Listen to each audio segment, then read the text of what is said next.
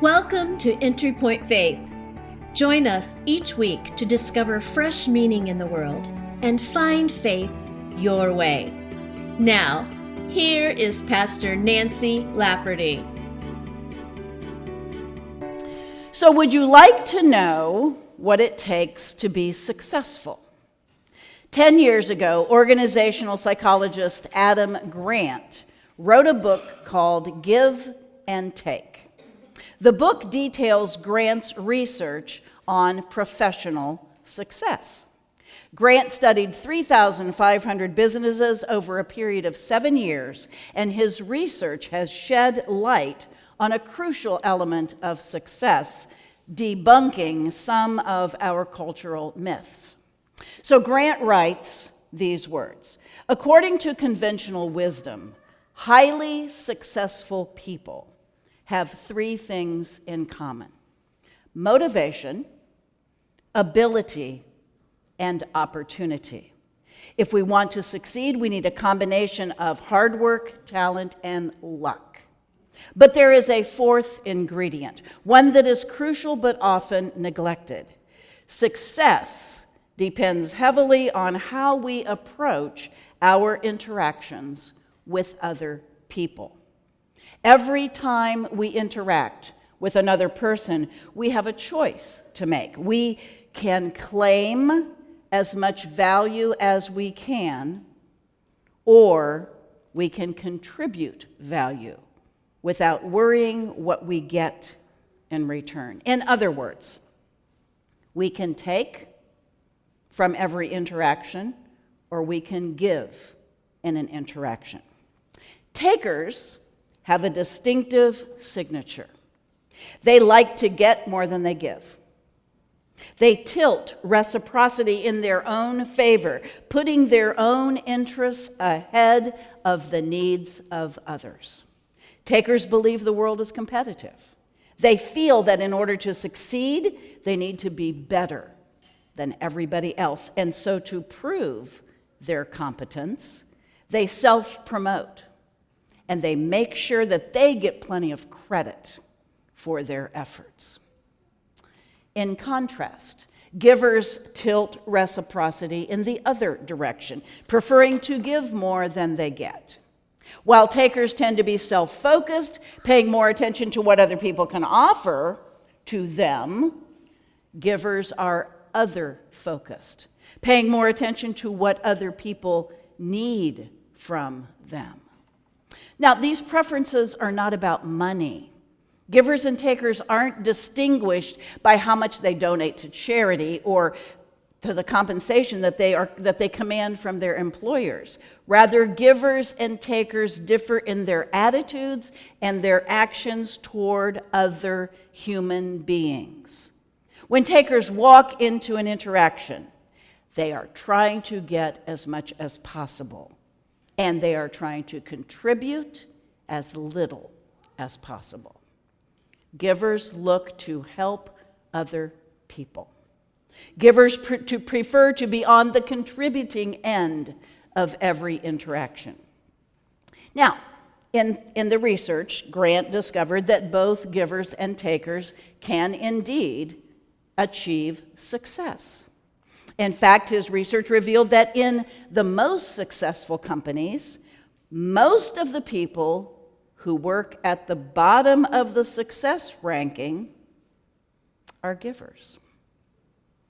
Yes, sometimes givers get taken advantage of. Sometimes they are overlooked because they're busy promoting and inspiring other people. Sometimes they burn out. But most people who work at the top of a successful company are also givers. There's something distinctive that happens when givers succeed. It spreads and it cascades.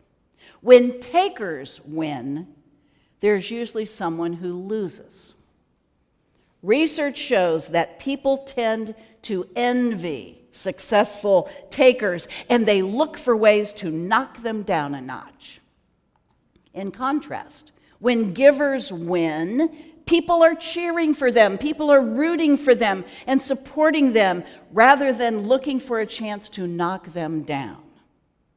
Givers succeed in a way that creates a ripple effect, enhancing the success of people around them. Although Grant's research takes place in the professional arena, we know that givers and takers impact our daily life, our personal life, and every single relationship that we have with every single human being. Now, the story of the Good Samaritan is one of the best known stories in the Bible, and it has a lot to tell us about givers and takers. You know the story. A Jewish man is walking down the road, and a couple of guys come along and rob him, beat him, knock him over, and leave him for dead. And then a couple of other people walk by and don't help him, and in fact, they cross the street to avoid getting involved, and then a Samaritan person comes along and stops to help him. So let's frame the story through the lens of givers and takers. Takers robbed the Jewish man who was walking down the street minding his own business. He didn't even want to have an interaction with them. They came along and took. And then a priest walks by the wounded man and does nothing. We would expect a priest to be a giver. But in this instance, the priest was a silent observer, and he lacked the willingness to assist. He neglected the person in need. So the next person to walk by was the Levite, another observer that did nothing to aid the wounded man. He too neglected the person in need. Finally, the Samaritan comes along. Now, Samaritans were not well respected, and they were enemies of Jews. There was tremendous prejudice and animosity between those two groups, but the Samaritan had compassion. He tended the injured man. The Samaritan was a giver. Givers have a spirit of compassion. So a Samaritan acted on his compassion, bandaging the man's wounds, placing the wounded man on his animal, walking alongside of him, and taking him to an inn and covering the cost of his care. The Samaritan showed mercy. That is what givers do. Givers are considerate. Takers engage in neglect. Givers have a spirit of grace. Takers are legalistic. Givers want to live in peace, while takers create disunity. Givers have an attitude of service, and takers have an attitude of entitlement. Now, we have all had moments of being givers.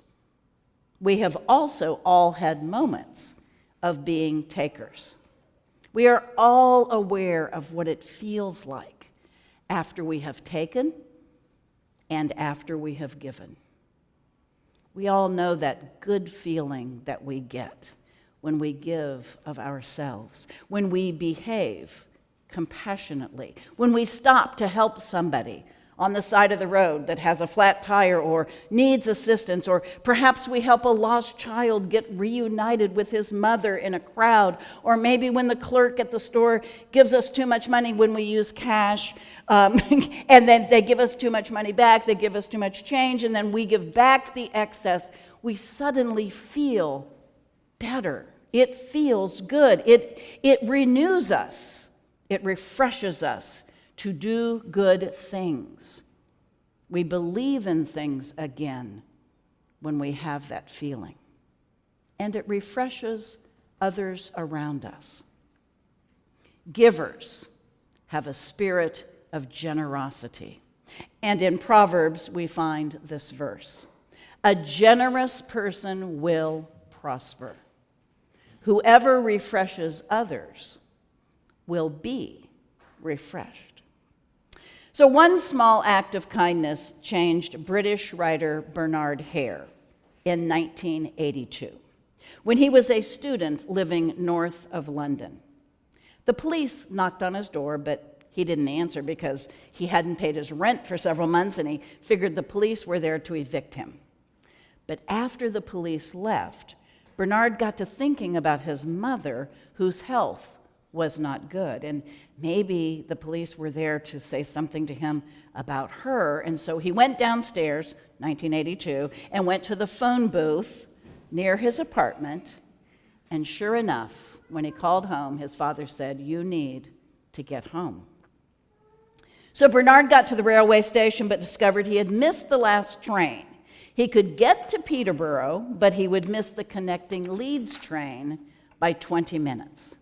So Bernard had a plan. He figured it all out. He would just ride the first train as far as he could, and then he would steal a car, and then he would steal some money, and then he would get home.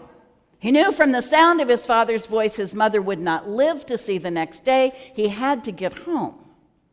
So once he sat down on the train, it all kind of hit him, and he kind of was feeling some things. And the guy came along collecting the tickets, asking him if he was okay, because it was clear that he had been crying.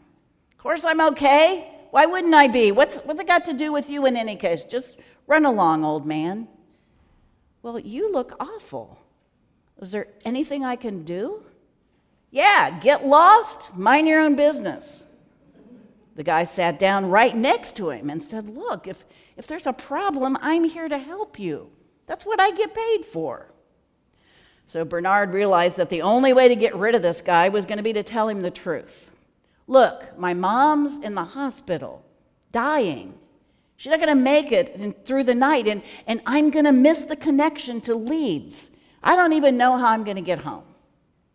So the guy stood up and says, "Okay, I'm sorry, just sorry about your problem, and I'm going to leave you alone now." And then he left.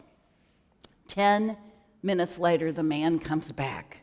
Bernard's like, "Oh my gosh, here we go again." The train man said to Bernard, "Listen, when we get to Peterborough, shoot straight off over to platform 1 as quick as you can. They're going to hold the train to Leeds for you. As soon as you get there, it'll leave." Bernard was dumbfounded.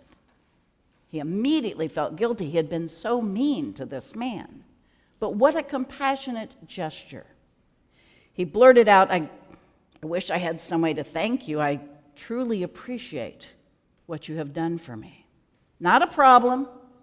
Here's how you can thank me. The next time you see someone in trouble, help them out. That will pay me back. And then you need to tell them to pay you back the same way. And soon, the world will be a better place." Amen.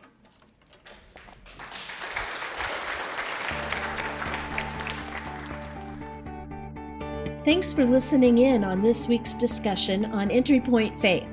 You can join the Entry Point Faith community in person every Sunday at 10:30 a.m. at Conner Prairie in Fishers, Indiana. For more information and a transcript of Nancy's messages, visit entrypointonline.org. Entry Point Faith is brought to you in partnership with mypodcast.media.